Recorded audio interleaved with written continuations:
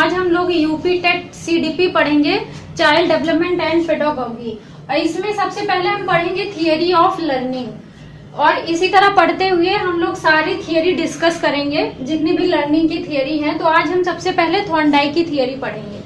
Thorndike ने क्या किया था, जो उनका एक्सपेरिमेंट था, उन्होंने एक भूखी बिल्ली पे एक्सपेरिमेंट किया था। ये क्वेश्चन पूछा जाता है कि किसने किस पे एक्सपेरिमेंट किया था, जैसे थॉर्नडाइक ने किस पे एक्सपेरिमेंट किया था, ऐसे करके देते हैं। तो आप इसको ध्यान में रखिए कि एक्सपेरिमेंट जो है थॉर्नडाइक ने भूखी बिल्ली पे किया था।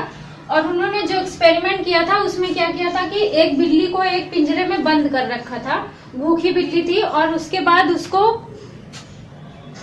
फिर उन्होंने क्या किया था, उस बिल्ली को बाहर से खाने के लिए कुछ रख दिया था, जिससे कि वो बिल्ली उस पे उछल कूद कर रही थी कि वो बाहर निकलने की कोशिश कर रही थी। तो इस तरह वो बहुत सारे रिस्पॉन्स की, उसके बाद एक रिस्पॉन्स ऐसा हुआ जिससे कि वो बाहर निकल सकी।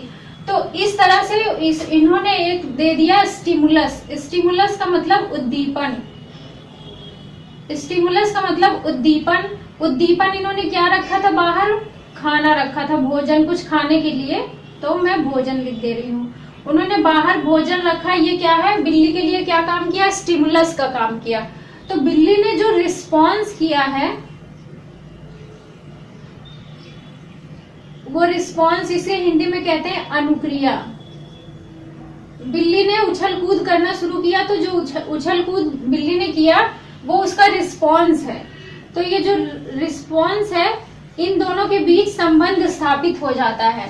तो इसीलिए इसको बोलते हैं उद्दीपन अनुक्रिया सिद्धांत या स्टिमुलस रिस्पॉन्स थियरी बोलते हैं, क्योंकि यहाँ पे स्टिमुलस और रिस्पॉन्स दोनों के बीच एक बॉन्ड बन जाता है, संबंध स्थापित हो जाता है। तो इसीलिए इसको स्टिमुलस रिस्पॉन्स थियरी भी कहते हैं। तो इसमें डिफरेंट टाइप्स नेम इनके दिए गए हैं, तो आपको ये नाम ध्यान रखना है, क्योंकि क्वेश्चन में पूछ लेता है कि इसकी थियरी को क्या बोलते हैं, डिफरेंट थियरी के नाम दे देते हैं। तो इसको बोला जाता है पहले स्टिमुलस रिस्पॉन्स थियरी, जिसे उद्दीपन अनुक्रिया सिद्धांत कहते हैं।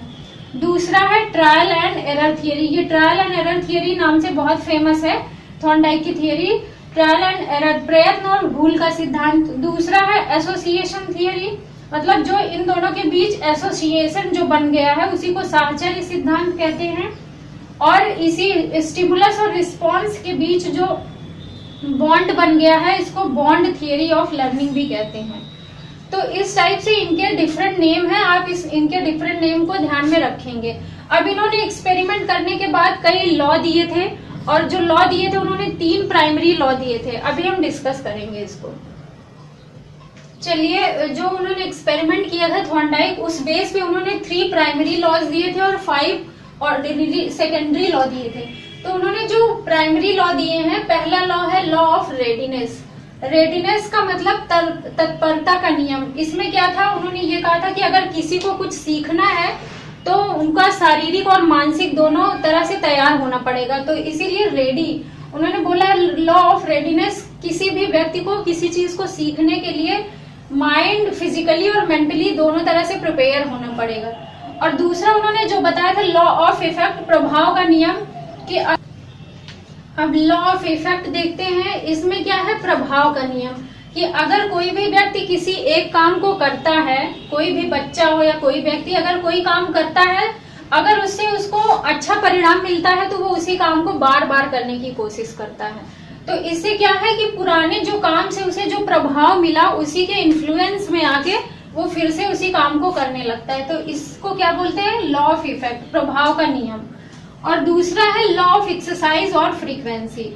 लॉ ऑफ एक्सरसाइज और फ्रीक्वेंसी में इन्होंने क्या दिया था, इन्होंने ये दिया था कि अगर कोई भी व्यक्ति किसी भी काम को कर रहा है और करने के बाद वो एक बार किया फिर उसे भूल गया, फिर दोबारा किया फिर भूल गया, तो अगर वो इंसान बार बार उसी चीज को करता रहता है तो माइंड और जो वो काम कर रहा है उन दोनों के बीच एक संबंध स्थापित हो जाता है। और जितनी बार उस काम को करता जाएगा उतनी बार ही उसके माइंड में वो इमेज सेव होती जाएगी। तो इस तरह से उसका लॉ ऑफ एक्सरसाइज या फ्रीक्वेंसी, इस तरह से उनका ये नियम था।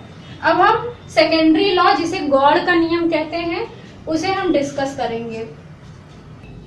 चलिए अब हम सेकेंडरी लॉज देखते हैं। जिसे गॉड का नियम कहते हैं। और सेकेंडरी लॉज आपको लर्न होना चाहिए, याद रखना है आपको। पहला है law of multiple response, means बहु अनुक्रिया का सिद्धांत। दूसरा है लॉ ऑफ मेंटल सेट और एटीट्यूड, मानसिक स्थिति व मनोवृत्ति का नियम। थर्ड है law of propensity of element, तत्वों के पूर्व समर्थता का सिद्धांत। फोर्थ है law of response by analogy, सादृश्यता द्वारा अनुक्रिया का नियम। और फिफ्थ है last law of associative change, साहचर्य परिवर्तन का नियम। इन्होंने सेकेंडरी 5 लॉज दिए थे, 5 सेकेंडरी लॉ दिए थे और 3 प्राइमरी लॉ दिए थे। तो आपको ये टोटल 8 लॉज हैं, तो वो तीनों आपको ध्यान में रखना है कि प्राइमरी लॉ कौन से होते हैं और सेकेंडरी लॉ कौन से होते हैं। क्योंकि क्वेश्चन में पूछा जाता है कि निम्न में से कौन से प्राइमरी लॉ है उसके, मतलब प्राइमरी नियम है उसके, तो वो हमें उसमें से देख के पता करना होता है। जब आपको ये याद रहेगा तभी आप बता पाएंगे। आइए, अभी तक हमने थॉर्नडाइक का सिद्धांत पढ़ लिया। अब उस पे किस टाइप के क्वेश्चन पूछे जाएंगे उस क्वेश्चन को हम डिस्कस करेंगे। तो पहला क्वेश्चन जैसे अगर पूछ लेता है कि थॉर्नडाइक ने किस पे एक्सपेरिमेंट किया था, ये बिल्कुल फ्रिक्वेंटली क्वेश्चन पूछे जाते हैं। तो आप इसको ध्यान में रखिए कि डिफरेंट जो लोग हैं उन्होंने किस किस पे एक्सपेरिमेंट किया था, उस पर ध्यान रखना है। तो जैसे थॉर्नडाइक ने किस पे एक्सपेरिमेंट किया था, बिल्ली पे किया था। तो ये आपको ध्यान रखना है कि किस वैज्ञानिक ने एक्सपेरिमेंट किया था। दूसरा क्या है, निम्न में से कौन प्राथमिक नियम नहीं है। अब दूसरा है कि कौन प्राथमिक नियम है। तो प्राथमिक नियम और गॉड नियम, मतलब प्राइमरी लॉ और सेकेंडरी लॉ, आपको दोनों ध्यान रखना है इसमें। तो जो प्राइमरी लॉ था वो तीनों आपको ध्यान में रखना है, और सेकेंडरी लॉ जो गॉड नियम जिसे कहते हैं हिंदी में, उसको भी आपको ध्यान में रखना है।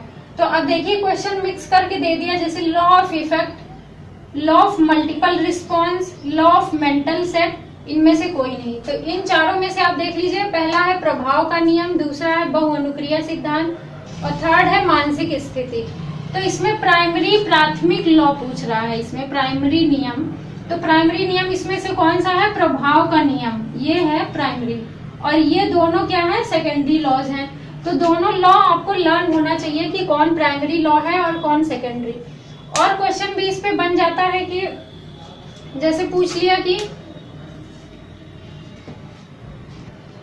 चलिए अब आगे क्वेश्चन करते हैं कि कैसे क्वेश्चन आएंगे, इस टाइप का हमने बताया है। पहला थर्ड क्वेश्चन है ट्रायल एंड एरर थियरी, जिसे बोलते हैं प्रयत्न और भूल का सिद्धांत किसने दिया है।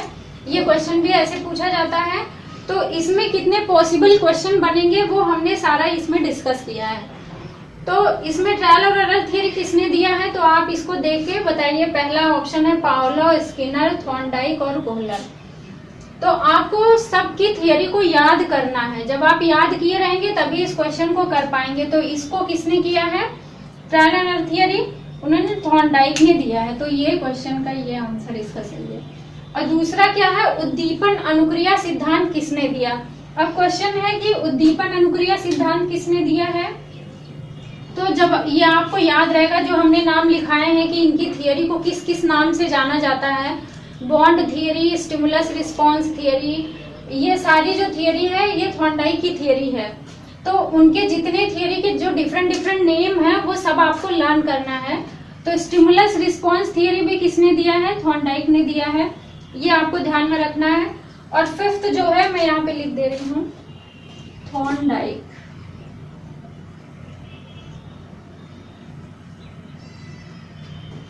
और फिफ्थ क्वेश्चन जो इस क्वेश्चन करते हैं कि थॉर्नडाइक ने कितने प्राथमिक नियम दिए हैं। जैसे प्राथमिक नियम है तो ऐसे ही पूछ सकता है थॉर्नडाइक ने कितने गॉड नियम दिए हैं।